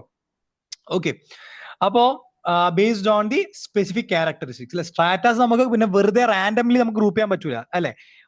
ഏതെങ്കിലും ഒരു സ്പെസിഫിക് ക്യാരക്ടറിസ്റ്റിക്സിന്റെ അടിസ്ഥാനത്തിൽ നമ്മൾ എന്ത് ചെയ്യുക? അതിനെ ഗ്രൂപ്പ് ചെയ്യുക. എന്നിട്ട് എന്ത് ചെയ്യും? അതൊന്ന് റാൻഡംലി സെലക്ട് ചെയ്യും. അപ്പൊ എന്തായി? സ്ട്രാറ്റിഫൈ ചെയ്തു ആദ്യം, അതിന്റെ കൂടെ റാൻഡംലി സെലക്ടും ചെയ്തു. അപ്പൊ എന്താ അതിന്റെ full name? Stratified random sampling. Stratified random sampling. Okay, employees are divide into management, technical, clerical staff. Okay, അതാണ് സ്ട്രാറ്റിഫൈഡ് റാൻഡം സാമ്പിളിംഗ് എന്ന് പറയുന്നത്. Okay, understood. നെക്സ്റ്റ് ക്വസ്റ്റൻ നമുക്ക് പോവാം. Okay, identify the non parametric test used in statistical analysis അല്ലെ. അപ്പോൾ non parametric ടെസ്റ്റിൽ use ചെയ്യുന്ന okay ടെസ്റ്റുകൾ ഏതൊക്കെയാന്ന് ചോദിക്കുന്നത്. ഓക്കെ, സ്റ്റാറ്റിസ്റ്റിക് അനാലിസിസ് നമ്മൾ പിന്നെ ഈ സാമ്പിൾസുമായി ബന്ധപ്പെട്ട് ഒരുപാട് ടെസ്റ്റുകൾ നടത്തും. അതിൽ നോൺ പാരാമെട്രിക് ടെസ്റ്റുകൾ ഏതാണെന്ന് ചോദിക്കുന്നത് താഴെ കൊടുത്തിട്ടുള്ളത്. കൈ സ്ക്വയർ ഉണ്ട്, യു ടെസ്റ്റ് ഉണ്ട്, എച്ച് ടെസ്റ്റ് ഉണ്ട്, ടി ടെസ്റ്റ് ഉണ്ട്. ഓക്കെ, ഞാൻ ടെസ്റ്റുകളുടെ ഒരു സ്പെഷ്യൽ വീഡിയോ ചെയ്യുന്നുണ്ട് കേട്ടോ. ടെസ്റ്റുകളുടെ ഒരു സ്പെഷ്യൽ വീഡിയോ ഞാൻ ചെയ്യുന്നുണ്ട്, എല്ലാ ടെസ്റ്റും ആയിട്ടുള്ള ഒരു മാരത്തോൺ വീഡിയോ. ഓക്കെ, ഞാൻ വരുന്ന ദിവസങ്ങളിൽ ചെയ്യുന്നതായിരിക്കും കേട്ടോ. അപ്പൊ പോസ് ചെയ്യുക, ആൻസർ കണ്ടുപിടിക്കുക. എന്താണ് correct answer? A, B and C only ആണല്ലേ. A, B and C only. Okay, A, B and C. Okay, ഇതാണ് മൂന്നും നോൺ പാരാമെട്രിക് ടെസ്റ്റ് വരുന്നത്. ഓക്കെ, അപ്പൊ അടുത്ത ക്വസ്റ്റ്യനോട് പോകുന്നതിന് മുന്നേ തന്നെ നമുക്ക് ഈ പി പി ടി ആവശ്യമുള്ള ആളുകൾ എന്ത് ചെയ്യുക ചെയ്യേണ്ടത് വെച്ച് കഴിഞ്ഞാല് നമ്മുടെ ചാനല് ജസ്റ്റ് ഒന്ന് സബ്സ്ക്രൈബ് ചെയ്യുക, അതിന്റെ കൂടെ നമ്മളെ വീഡിയോ ലൈക്ക് ചെയ്യുക, എഡീഷണലി എന്താണ് നമ്മളുടെ വീഡിയോക്ക് കമന്റ് ചെയ്യാം. ഓക്കെ, എന്താ സാരില്ല, നിങ്ങൾക്ക് ഇത്രയും ക്വസ്റ്റ്യൻസ് നിങ്ങൾക്ക് ഞാൻ തീരിയല്ല, അപ്പോൾ നിങ്ങൾ അറ്റ്ലീസ്റ്റ് ഇതെങ്കിലും ചെയ്യണ്ടേ. ഇത് ചെയ്തിട്ട് ഡിസ്ക്രിപ്ഷൻ ബോക്സിൽ ഞാൻ എൻ്റെ വാട്സപ്പ് നമ്പറിന്റെ ലിങ്ക്, വാട്സപ്പിലോട്ട് ആ ലിങ്ക് ക്ലിക്ക് ചെയ്ത് കഴിഞ്ഞാൽ ഡയറക്റ്റ് എൻ്റെ വാട്സപ്പിലോട്ട് പോട്ടോ. ഓക്കെ, അപ്പോൾ ആ വാട്സപ്പിൽ എനിക്ക് എന്ത് ചെയ്യാണ്, ഇതിന്റെ സ്ക്രീൻഷോട്ട് അയച്ചു തന്നു കഴിഞ്ഞാൽ I will share the PPT. Okay, next question ആണ്. For the selection of samples in research the snowball sampling method employees, field workers, opinion leaders, surveyors, reference അല്ലെ. അപ്പോൾ സ്നോബോൾ സാമ്പിളിംഗ് എന്ന് പറയുമ്പോൾ അറിയാലോ.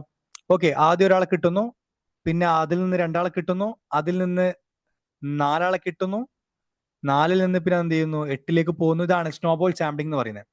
ഇതില് നമ്മൾ പിന്നെ സെലക്ട് ചെയ്യാൻ വേണ്ടിയിട്ട് നമ്മൾ സാമ്പിൾസിൽ യൂസ് ചെയ്യുന്ന ഒരു മെത്തേഡ് ഉണ്ട്. അതിന് വിളിക്കുന്ന പേരെന്താണ്? അതായത് ഒരാളിൽ നിന്ന് അടുത്തലേക്ക് കണക്ട് ചെയ്ത് പോകാൻ വേണ്ടി നമുക്ക് എന്തെങ്കിലും ഓപ്ഷൻ വേണ്ടി വരുമല്ലോ, അതിനെ വിളിക്കുന്ന പേരാ ചോദിക്കുന്നത്. Okay, field worker, opinion leader, surveyor's, referrals. എന്താണ് കറക്റ്റ് ആൻസർ? ആ പേരിൽ തന്നെ നമുക്ക് എന്താണ് റെഫറൽസ് ആണ്. നമ്മൾ റെഫറൻസ് ചോദിക്കും അല്ലെ. Snowball sampling is A non probability sampling which existing participants help the research identify or recruit other participants അല്ലെ. നമ്മൾ ഒരാളെ പാർട്ടിസിപ്പൻസ് കിട്ടിക്കഴിഞ്ഞാൽ നമ്മൾ ആ പുള്ളിക്കാരോട് ചോദിക്കും, ഒരു 2 ആളെ റെഫർ ചെയ്യാൻ വേണ്ടി പറ്റുമോ? അവർ 2 ആൾ റെഫർ ചെയ്യും. ഈ 2 ആൾ നമ്മൾ ചോദിക്കും, നിങ്ങൾക്ക് 2 ആൾ റെഫർ ചെയ്യാൻ പറ്റുമോ? അപ്പോൾ അങ്ങനെ നമ്മുടെ സാമ്പിൾ വീണ്ടും അതിങ്ങനെ പോകും. ഓക്കെ, അപ്പൊ റെഫറൻസ് മനസ്സിലായല്ലോ. Okay, so the sample therefore goes through referrals from one participant to another, which is like a snowball becoming larger as it rolls. Understood. Next question എന്താണ്? The study of the behavior of humans and non-humans in natural environment without any manipulation of variable is called അല്ലെ. അതായത് humans and non ഹ്യൂമൻസിനെ നമ്മൾ എന്ത് ചെയ്യാണ്, ഒരു manipulation ഇല്ലാതെ നമ്മൾ എന്ത് ചെയ്യാണ്, അവരുടെ നാച്ചുറൽ എൻവയോൺമെന്റിൽ നിന്നുകൊണ്ട് കാര്യങ്ങൾ പഠിക്കുമ്പോൾ അങ്ങനെയുള്ള റിസർച്ചിനെ വിളിക്കുന്ന പേരെന്താണ്? ഇപ്പൊ ഫോർ എക്സാമ്പിൾ, ഇപ്പൊ ട്രൈബ്സിനെ പറ്റി പഠിക്കുകയാണ്, ഒരു സ്പെസിഫിക് ആയിട്ടുള്ള ട്രൈബൽ ഗ്രൂപ്പിനെ പറ്റി പഠിക്കുകയാണ്. അപ്പൊ ഞാൻ എന്ത് ചെയ്യാണ്, അവരൊന്നും അറിയാതെ മാറി നിന്നുകൊണ്ട് അവരെ കൃത്യമായിട്ട് ഒബ്സർവ് ചെയ്യാണ്. ഓക്കെ, അപ്പൊ ഒരു മാനിപ്പുലേഷൻ നടത്താതെ അവരെന്താണോ എത്നിക്കായിട്ട് അവർ പിന്നെ കമ്മ്യൂണിക്കേറ്റ് ചെയ്യുന്നത് എനിക്ക് കൃത്യമായിട്ട് കിട്ടാൻ വേണ്ടിയിട്ടാണ്. കാരണം ഞാൻ അവിടെ ഉണ്ടെന്ന് പറഞ്ഞാൽ ചിലപ്പോൾ അവരുടെ കമ്മ്യൂണിക്കേഷൻ രീതി മാറും. അപ്പൊ അത് സംഭവിക്കാതിരിക്കാനും വേണ്ടി എക്സാക്ട് അതിന്റെ ഒരു സോഴ്സ്, ഒരു സത്ത കിട്ടാൻ വേണ്ടി നമ്മൾ ചെയ്യുന്ന ആ ടൈപ്പ് ഓഫ് റിസർച്ചിനെ വിളിക്കുന്ന പേരെന്താണ് ചോദിക്കുന്നത്. ക്വാസി എക്സ്പെരിമെന്റൽ ഉണ്ട്, ഒബ്സർവേഷണൽ ഉണ്ട്, സബ്ജക്റ്റീവ് ഉണ്ട്, ആന്ത്രോപോമെട്രിക് റിസർച്ച് ഉണ്ട്. ഓക്കെ, ഇതാണ് കറക്റ്റ് ആൻസർ. ഒബ്സർവേഷണൽ റിസർച്ച് ആണ് അല്ലെ. Observational research involves studying the behaviour of people, animal or other subjects in their natural environment without manipulating or controlling the variables അല്ലെ. അപ്പൊ observational റിസർച്ചിൽ എന്താ സംഭവിക്കുന്നത്, നമ്മൾ അവിടെ അവരുടെ നാച്ചുറൽ എൻവയോൺമെന്റ് സെറ്റപ്പിൽ നിന്നുകൊണ്ട് തന്നെ അതിനെ മാനിപ്പുലേറ്റ് ചെയ്യാതെ വേരിയബിൾസിനെ ഒന്നും ചെയ്യാതെ എന്ത് ചെയ്യാണ്, ആ അതേ രൂപത്തിൽ നമ്മൾ സ്റ്റഡി ചെയ്യുമ്പോൾ അതിന് വിളിക്കുന്ന പേരെന്താ, ഒബ്സർവേഷണൽ റിസർച്ച് അല്ലെ. ഓക്കെ, നമ്മൾ അതിനെ ഒബ്സർവ് ചെയ്തുകൊണ്ട് സ്റ്റഡി ചെയ്യാണ്. അണ്ടർസ്റ്റുഡ്? അതാണ് ഇതിന്റെ ഒരു എക്സാക്ട് മീനിങ് വരുന്നത്. ഓക്കെ, നെക്സ്റ്റ് എന്താണ്? The main preoccupation of quantitative researchers are causality, replication, measurement, generalisation. Okay, quantitative റിസർച്ചേഴ്സിനെ സംബന്ധിച്ചിടത്തോളം പ്രധാനമായിട്ട് നമ്മൾ ഒക്കുപ്പൈ ചെയ്യുന്ന കുറച്ച് കോൺസെപ്റ്റുകൾ ഉണ്ട്. ഓക്കെ, അതായത് നമ്മൾ റിസർച്ചിൽ നമ്മൾ കോമൺ ആയിട്ട് യൂസ് ചെയ്യുന്ന കുറച്ച് കോൺസെപ്റ്റ്സ് ആണ്. നമ്മൾ റിസർച്ചിൽ ക്വാണ്ടിറ്റേറ്റീവ് റിസർച്ച് ചെയ്യുന്നവർക്ക് പ്രധാനമായിട്ട് ഒരുപാട് കോൺസെപ്റ്റുകൾ നിരന്തരം അവിടെ റിസർച്ചിൽ യൂസ് ചെയ്യേണ്ടി വരും. അത് ഏതൊക്കെയാണ് ചോദിക്കുന്നത്? Causality, replication, measurement, generalisation. Okay, pause ചെയ്യുക, കറക്റ്റ് ആൻസർ കണ്ടുപിടിക്കുക. എന്താണ്? A, B, C and D. Okay, 4 വരുന്നുണ്ട്. ഓക്കെ, അപ്പൊ നമുക്ക് ഏതാ നമുക്ക് നോക്കാട്ടോ, എന്തൊക്കെയാ അതിന്റെ മീനിങ് നമുക്ക് നോക്കാം. കാഷ്വാലിറ്റി എന്ന് പറയുമ്പോൾ എന്താണ്? Determining whether one variable cause a change in another variable അല്ലെ. അതായത് എക്സിൽ ഒരു മാറ്റം സംഭവിക്കുമ്പോൾ വൈയിൽ എന്തെങ്കിലും മാറ്റം സംഭവിക്കുന്നുണ്ടോ, എക്സൈസ് കൂടുമ്പോൾ ഫാറ്റ് കുറയുന്നുണ്ടോ, അതെന്താണ്? ഒരു കാഷ്വാലിറ്റി ആണ് അല്ലെ. One variable is changing another variable. Okay, അതാണ് കാഷ്വാലിറ്റി എന്ന് പറയുന്നത്. റെപ്ലിക്കേഷൻ എന്ന് പറയുമ്പോൾ എന്താണ്? Checking whether the same study can produce similar result when repeated. Okay, അതായത് റിപ്ലിക്കേറ്റ് ചെയ്യാൻ വേണ്ടി പറ്റുമോ എന്ന് പറയുമ്പോൾ എന്താണ്? ആ സെയിം സ്റ്റഡി തന്നെ നമ്മൾ എന്ത് ചെയ്യാണ്, ഒന്നും കൂടി റിപ്പീറ്റ് ചെയ്ത് കഴിഞ്ഞാൽ, നമ്മൾ ഓൾറെഡി ഒരു റിസർച്ച് ചെയ്തു, അതിന് നമ്മൾ ഒന്നും കൂടി റിപ്പീറ്റ് ചെയ്ത് കഴിഞ്ഞാൽ ആ മുന്നേ ഉണ്ടായിട്ടുള്ള സ്റ്റഡിയുടെ ആ സെയിം ഫൈൻഡിങ്സ് തന്നെ ഇപ്പോഴും കിട്ടുമോ എന്ന് ചോദിക്കുകയാണ്. ഓക്കെ, ഇതിനെ വിളിക്കുന്ന പേരെന്താ? റെപ്ലിക്കേഷൻ എന്ന് പറയും. അതായത് മുന്നേ നടന്നിട്ടുള്ള സ്റ്റഡിയുടെ ഫൈൻഡിങ്സ് തന്നെ റിപ്പീറ്റ് ചെയ്യുമ്പോൾ ആ സെയിം ഫൈൻഡിങ്സ് തന്നെ വീണ്ടും ആവർത്തിക്കുന്നുണ്ടോ, റെപ്ലിക്കേഷൻ. മെഷർമെന്റ് എന്ന് പറയുമ്പോൾ എന്താണ്? Systematically measuring variables using numerical data. Okay, ഉദാഹരണത്തിന് ഇപ്പൊ ആറ്റിറ്റ്യൂഡ് നമുക്ക് എന്ത് ചെയ്യാൻ വേണ്ടി പറ്റും? മെഷർ ചെയ്യാൻ വേണ്ടി പറ്റും. ഓക്കെ, ക്വാണ്ടിറ്റേറ്റീവ് ഡാറ്റ യൂസ് ചെയ്തുകൊണ്ട്. അപ്പൊ അതാണ് ഈ മെഷർമെന്റ് എന്ന് പറയുന്നത്. അതായത് ഒരു വേരിയബിളിനെ നമ്മൾ എന്ത് ചെയ്യാണ്, ന്യൂമറിക്കൽ ആയിട്ട് നമ്മൾ കൺവേർട്ട് ചെയ്യാൻ വേണ്ടി അതിനെ മെഷർ ചെയ്യുമ്പോൾ അതിനെ വിളിക്കുന്ന പേരെന്താണ്? ഈ മെഷർ ചെയ്യുന്നതിനെ വിളിക്കുന്ന പേരെന്താണ്? മെഷർമെന്റ്. ഓക്കെ, നെക്സ്റ്റ് എന്താണ്? ജനറലൈസേഷൻ. ഓക്കെ, ജനറലൈസേഷൻ എന്ന് പറയുമ്പം ഇപ്പൊ ഇന്ത്യയില് ഞാൻ ജെൻസിനെ പറ്റി ഒരു സ്റ്റഡി നടത്തുകയാണ്. അപ്പോൾ ഇന്ത്യ എന്ന് പറഞ്ഞ വലിയൊരു പോപ്പുലേഷൻ ഉണ്ടല്ലോ, അതിൻ്റെ നിന്ന് ഞാൻ എന്ത് ചെയ്യാണ്, കുറച്ച് സാമ്പിൾസ് മാത്രമേ എടുക്കുന്നുള്ളൂ. അപ്പൊ ഈ സാമ്പിളിൽ നിന്ന് കിട്ടുന്ന ഫൈൻഡിങ്സ് ഈ മൊത്തം പോപ്പുലേഷനെ റെപ്രസെന്റ് ചെയ്യുന്നുണ്ടോ ഇല്ലയോ, അതാണ് ജനറലൈസേഷൻ. ഈ സാമ്പിളിന്റെ ഫൈൻഡിങ്സ് എനിക്ക് എന്താണ്, ഈ ജനറൽ പോപ്പുലേഷനിലോട്ട് എക്സിക്യൂട്ട് ചെയ്യാൻ വേണ്ടി പറ്റുമോ, അല്ലെങ്കിൽ ഈ സെയിം പോപ്പുലേഷനെ നമ്മൾ റിസർച്ച് ചെയ്യുകയാണെന്നുണ്ടെങ്കിൽ ഈ സാമ്പിളിന്റെ റിസൾട്ട് തന്നെയാണോ വരിക എന്നുള്ളതാണ് ജനറലൈസേഷൻ എന്നുള്ള കോൺസെപ്റ്റ് നിങ്ങൾ മനസ്സിലാക്കേണ്ടത്. Okay, understood. നെക്സ്റ്റ് ക്വസ്റ്റ്യൻ ആണ്. Given below are the two statements. Okay, statement 1, a rigid application of ethical principles is not possible in ethnographic research. The principles of rigid application of ethical, നമ്മൾ ethnographic researchൽ rigid ആയിട്ട് നമ്മൾ എത്തിക്കൽ principles use ചെയ്ത് കഴിഞ്ഞാൽ അത് possible ആവില്ല എന്നുള്ളതാണ് statement 1. Statement 2 എന്താണ്? The principles of informed consent is theoretical as pre information is likely to effect the research findings. Okay, നമ്മൾ റിസർച്ച് ചെയ്യുന്നതിന് മുന്നേ തന്നെ നമ്മൾ കൺസെന്റ് വായിക്കുമ്പോൾ എന്താണ്, അത് റിസർച്ചിന്റെ ഫൈൻഡിങ്സിനെ ബാധിക്കാനുള്ള ഒരു പോസിബിലിറ്റി ഉണ്ട്. അതാണ് statement 2. In light of the above statements choose the correct answer from the option given below. Statement are true, or false, 1 is true, 2 is false, 1 is false, 2 is true. False നിങ്ങൾ post ചെയ്യുക, correct ആൻസറോട് കണ്ടുപിടിക്കുക കേട്ടോ. Okay, correct answer എന്താണ്? Statement 1 is true but statement 2 is false അല്ലെ. Okay, നമുക്ക് എന്താ നമുക്ക് നോക്കാം. Statement 1 is true because ethnographic research takes place in natural, complex social settings where researchers may encounter situations that cannot always be handled through rigid, predetermined ethical rules അല്ലെ. ഉദാഹരണത്തിന് ഇപ്പൊ ഞാൻ പറഞ്ഞല്ലോ, ട്രൈബ്സിനെ പഠിക്കാനും വേണ്ടി ഞാൻ ആ ട്രൈബ്സിന്റെ ഒരു ഭാഗമാണ്, ഞാൻ അവരെ നിന്നിട്ട് അവരെ കൂടെ ജീവിച്ച് അവരുടെ കൂടെ താമസിച്ച് അവരെ പറ്റി പഠിക്കുമ്പോൾ അതാണ് എന്ത് പറയുന്ന എത്നോഗ്രാഫിക് റിസർച്ച് എന്ന് പറയുന്നത്. അപ്പൊ എത്നോഗ്രാഫിക് റിസർച്ച് എന്ന് പറയുമ്പോൾ എന്താണ്, നമ്മൾ മറ്റുള്ള റിസർച്ച് പോലെ ഇവിടെ ഭയങ്കരമായിട്ടുള്ള റൂൾസുകൾ നമുക്ക് ഫോളോ ചെയ്യാൻ വേണ്ടി പറ്റൂല അല്ലെ. കാരണം എന്താണ്, ആ റിസർച്ചറുടെ ആവശ്യങ്ങൾക്കനുസരിച്ച് ചിലപ്പോൾ ഒരുപാട് കാര്യങ്ങളിൽ മാറ്റങ്ങൾ സംഭവിക്കേണ്ടി വരും അല്ലെ. അപ്പൊ നമുക്കൊരു നിശ്ചിത നിയമപ്രകാരം മാത്രം നമുക്ക് എത്നോഗ്രാഫിക് റിസർച്ച് കണ്ടക്ട് ചെയ്യാൻ പറ്റില്ല. കാരണം നമ്മൾ വേറൊരു സോഷ്യൽ സെറ്റപ്പിൽ പോയിട്ട് അവരുടെ ഭാഗമായിട്ട് റിസർച്ച് ചെയ്യുമ്പോൾ പല പല നിയമങ്ങൾ നമുക്ക് ഫോളോ ചെയ്യാതിരിക്കേണ്ടി വരും. ഓക്കെ, അതുകൊണ്ട് തന്നെ സ്റ്റേറ്റ്മെന്റ് 1 എന്താണ്, ട്രൂ ആണ്. Okay, ethical decision often need to be made according to the specific context അല്ലെ. കണ്ടക്സ്റ്റിന് അനുസരിച്ച് എന്ത് ചെയ്യണം, അതിന്റെ റൂൾസുകളിൽ ചേഞ്ച് കൊണ്ടുവരണം. സ്റ്റേറ്റ്മെന്റ് 2 തെറ്റാണ് because informed consent is an important ethical principle, not merely a theoretical concept. Okay, participants should generally be informed about the nature and purpose of the research and voluntarily agree to participate. Okay, although providing information can sometimes influence participant behavior, this does not make informed consent as necessary. അപ്പോൾ informed consent നമ്മൾ ചെയ്തു കഴിഞ്ഞാൽ നമ്മുടെ റിസർച്ചിന്റെ ഫൈൻഡിങ്സിനെ ബാധിക്കുമല്ലോ എന്ന് പറയുന്നതാണ് തെറ്റാണ്. അങ്ങനെ പറയാൻ വേണ്ടി പറ്റില്ല. കാരണം എന്താണെന്ന് വെച്ച് കഴിഞ്ഞാൽ ഒരു റിസർച്ച് ഇതാണ് ഞാൻ കണ്ടക്ട് ചെയ്യാൻ പോകുന്ന റിസർച്ച്, നിങ്ങൾക്ക് ഇന്ന കാര്യങ്ങൾ നിങ്ങൾ മറുപടി തരേണ്ടി വരും, നിങ്ങൾക്കത് ഓക്കെ ആണോ എന്ന് നമ്മൾ ചോദിക്കണം. അത് ചിലപ്പോൾ നമ്മുടെ ഫൈൻഡിങ്സിനെ അവരുടെ അഭിപ്രായങ്ങളെ അത് ബാധിച്ച് കഴിഞ്ഞാലും that doesn't matter. Informed consent എന്ന് പറയുന്നത് റിസർച്ച് എത്തിക്സിൽ എന്താണ് ഭയങ്കരമായിട്ട് ഇമ്പോർട്ടന്റ് ആയിട്ട് പ്രയോറിറ്റൈസ് ചെയ്യുന്ന ഒരു കോൺസെപ്റ്റ് ആണ്. ഓക്കെ, അതുകൊണ്ട് സ്റ്റേറ്റ്മെന്റ് 2 എന്താണ്, ഫാൾസ് ആണ്. റിസർച്ച് എത്തിക്സ് ഭയങ്കര ഇമ്പോർട്ടന്റ് ആയ ടോപ്പിക് ആണ്, റിസർച്ച് എത്തിക്സ്. ഓക്കെ, നെക്സ്റ്റ് എന്താണ്? ഓക്കെ, നെക്സ്റ്റ് ക്വസ്റ്റ്യൻ ആണ്. വൺ സെക്കൻഡ്, ഈ ക്വസ്റ്റിനിൽ ചെറിയൊരു കൺഫ്യൂഷൻ ഉണ്ട് കേട്ടോ.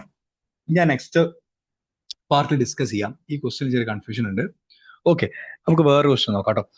Criteria for hypothesis construction are it should describe one issue only, it should describe many issues, okay, it should specify the variable between which the relationship is to be established, it should be specific and precise, it should be empirical testable. ഈ താഴെ കൊടുത്തതിലെ hypothesis കൺസ്ട്രക്ഷന്റെ criteria എന്താണെന്ന് ചോദിക്കുന്നത്. Okay, hypothesis കൺസ്ട്രക്ഷന്റെ criteria, hypothesis നമ്മൾ form ചെയ്യുമ്പോൾ പാലിക്കേണ്ട പ്രധാനപ്പെട്ട കുറച്ച് points simple ആയിട്ട് പറയുകയാണെന്നുണ്ടെങ്കിൽ ഓക്കെ ഏതൊക്കെയാണ് നിങ്ങൾ പോസ് ചെയ്യുക. ഓക്കെ, അതിന്റെ ആൻസർ കണ്ടുപിടിക്കാം.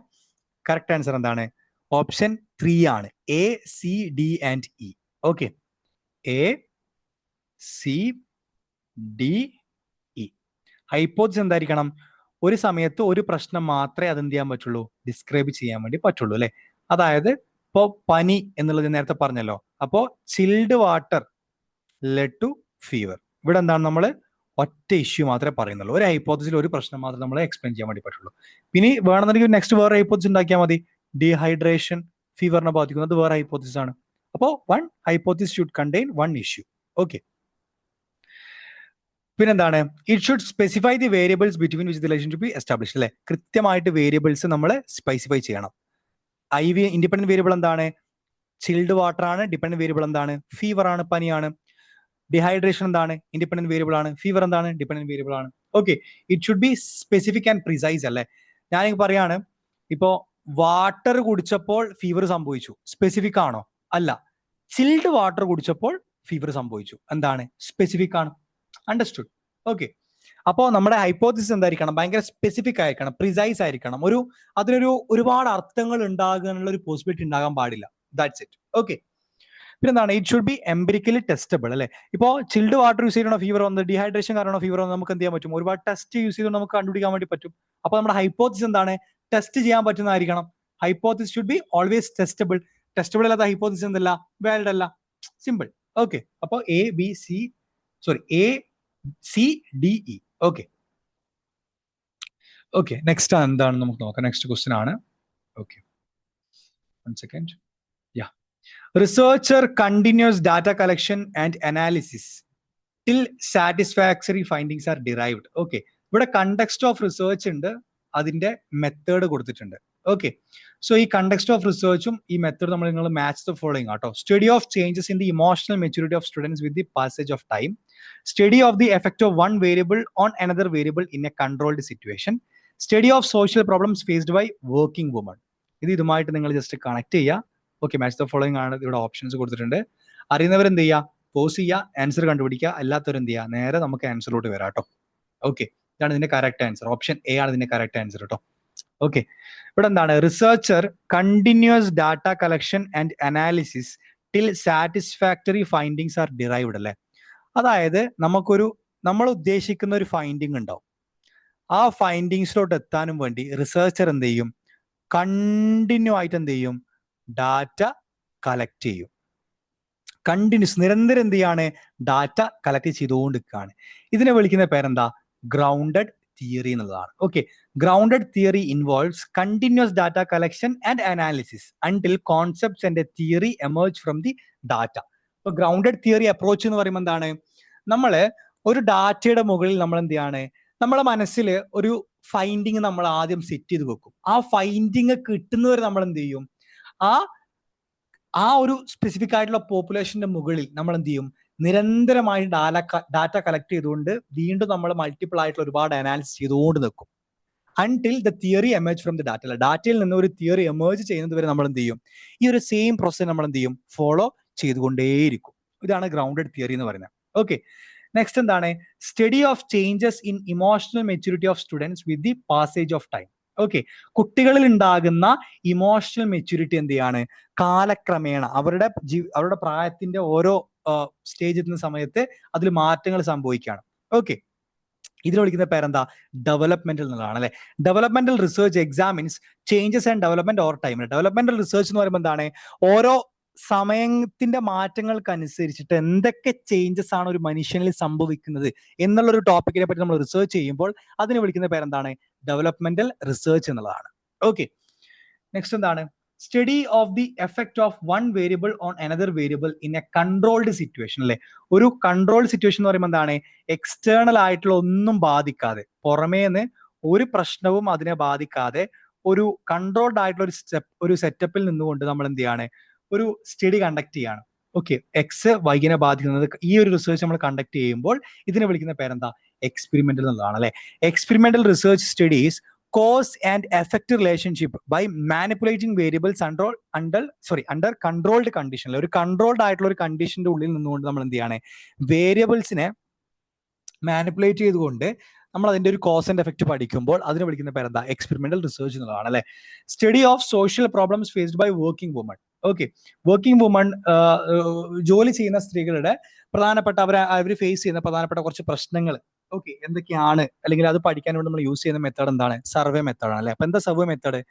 Survey research collects information from participants to study their opinions, experiences, characteristics or social conditions അല്ലെ. സർവേ റിസർച്ച് എന്ന് പറയുമ്പോൾ എന്താണ്, നമ്മള് ആളുകളുടെ ഒപ്പീനിയൻസ് കിട്ടാനും വേണ്ടി, അവരുടെ എക്സ്പീരിയൻസ് അറിയാനും വേണ്ടി, അവരുടെ ഒരു കോമൺ ആയിട്ട് ഷെയർ ചെയ്യുന്ന ക്യാരക്ടർ അറിയാൻ വേണ്ടി, അല്ലെങ്കിൽ അവരുടെ സോഷ്യൽ കണ്ടീഷൻസ് കൃത്യമായിട്ട് ഐഡന്റിഫൈ ചെയ്യാനും വേണ്ടി നമ്മൾ എന്ത് ചെയ്യുന്നു, ഒരുപാട് ആളുകളുടെ അടുത്ത് മൾട്ടിപ്പിൾ ആയിട്ടുള്ള ഒരുപാട് ഡാറ്റാസ് കളക്ട് ചെയ്യുന്നു. ഇതിനെ വിളിക്കുന്ന പേരെന്താ, സർവേ റിസർച്ച് എന്നുള്ളതാണ്. ഓക്കെ, ഇതാണ് ഇതിന്റെ കറക്റ്റ് ആൻസർ വരുന്നത് കേട്ടോ. യാ ഓക്കെ, നമ്മൾ ഇനി മിസ് ഔട്ട് ആയിട്ടൊരു ക്വസ്റ്റ്യൻ ഉണ്ടല്ലോ, നമുക്ക് അത് ജസ്റ്റ് നോക്കാം കേട്ടോ. ഞാൻ അതിൽ എന്താ പ്രോബ്ലം എനിക്ക് മനസ്സിലായി, ഞാൻ മറന്നുപോയി എന്താന്നുള്ളത്. 1 സെക്കൻഡ് ഒന്ന് പോസ് ചെയ്യണേ. ഇതില് അത് നമുക്ക് ക്വസ്റ്റ്യൻ ജസ്റ്റ് ഡിസ്കസ് ചെയ്യാം കേട്ടോ. Under which condition Karl Pearson's correlation coefficient can be calculated. Okay, Karl പിയേഴ്സന്റെ കോറിലേഷൻ കോഎഫിഷ്യന്റ് നമുക്ക് ഈ താഴെ കൊടുത്തിട്ടുള്ള ഏത് കണ്ടീഷനിലാണ് നമുക്ക് കാൽക്കുലേറ്റ് ചെയ്യാൻ വേണ്ടി പറ്റാന്ന് ചോദിക്കുന്നത്. If the means of both variables are equal, if one variable is measured on an interval scale and another is measured on ordinal scale, if there is a linear relationship between two variables, if data are obtained on an interval ratio scale for both variables, if the direction of the relationship between two variables is known. Okay, choose the best appropriate answer from the option given below. CDE, BDE and AC അല്ലേ. Okay, അതായത് ഇവിടെ എന്താ, call Pearson കോറിലേഷന് ഇപ്പോ 2 variable ഉണ്ട്. Okay, ഈ 2 വേരിയബിളിന്റെയും okay IV1 IV2 ഈ 2 വേരിയബിളിന്റെയും മീൻ എന്ന് പറയുമ്പോൾ എന്താണ്, ആവറേജ്. ഓക്കെ, ആവറേജ് ഈക്വൽ ആവുമ്പോഴാണോ നമ്മൾ കാൾ പിയേഴ്സൺ കോറിലേഷൻ കോഎഫിഷ്യന്റ്. ഒരു കാര്യം ചെയ്യാം, എനിവേ ഞാൻ ക്വസ്റ്റ്യൻ ഡിസ്കസ് ചെയ്യാൻ കാര്യം പറയാം കേട്ടോ. 1 variable is measured on interval scale. ഒരു കാര്യം, നമുക്ക് കാൾ പിയേഴ്സൺ കോറിലേഷനുമായി ബന്ധപ്പെട്ടിട്ട് കാൾ പിയേഴ്സൺ കോറിലേഷനുമായി ബന്ധപ്പെട്ട് നമുക്ക് എന്ത് ചെയ്യാം, ഒരു സെപ്പറേറ്റ് ആയിട്ട് ഒരു വീഡിയോ ചെയ്യാം. കാരണം ഇത് എനിക്ക് നിങ്ങൾക്ക് എങ്ങനെയാണ് എക്സ്പ്ലെയിൻ ചെയ്തതെന്ന് മനസ്സിലാവുന്നില്ല. കാരണം ഇത് നമ്മൾ ഇതിന്റെ ഇക്വേഷൻ ബേസ്ഡ് ആയിട്ടുള്ള ഒരു എക്സ്പ്ലനേഷൻ നമുക്ക് ഇതിന് ആവശ്യമുണ്ട്. നമ്മൾ ഈ UGC നെറ്റിന്റെ റീസെന്റ് ആയിട്ടുള്ള എക്സാംസ് നിങ്ങൾ ഒബ്സർവ് ചെയ്ത് കഴിഞ്ഞാൽ ഇക്വേഷൻ ബേസ്ഡ് ആയിട്ടുള്ള ക്വസ്റ്റ്യൻസ് ഒക്കെ വരുന്നുണ്ട്. ഓക്കെ, അപ്പൊ നമുക്ക് എന്ത് ചെയ്യാം, ഞാൻ 2 വീഡിയോസ് ആണ് ചെയ്യാൻ വേണ്ടി വിചാരിച്ചത്. ഒന്നെന്താണ്, ഡിഫറെന്റ് ടൈപ്സ് ഓഫ് ടെസ്റ്റുകൾ. ഓക്കെ, ഇത് പല ആളുകൾക്കും കൺഫ്യൂഷൻ ഉണ്ടാക്കുന്ന ഒരു ഭാഗമാണ്. ടൈപ്സ് ഓഫ് ടെസ്റ്റുകൾ എന്താണ്, ആ ടെസ്റ്റുകൾ എവിടെയൊക്കെയാണ് യൂസ് ചെയ്യുക, അതിന് കുറച്ച് എക്സാമ്പിൾസ്.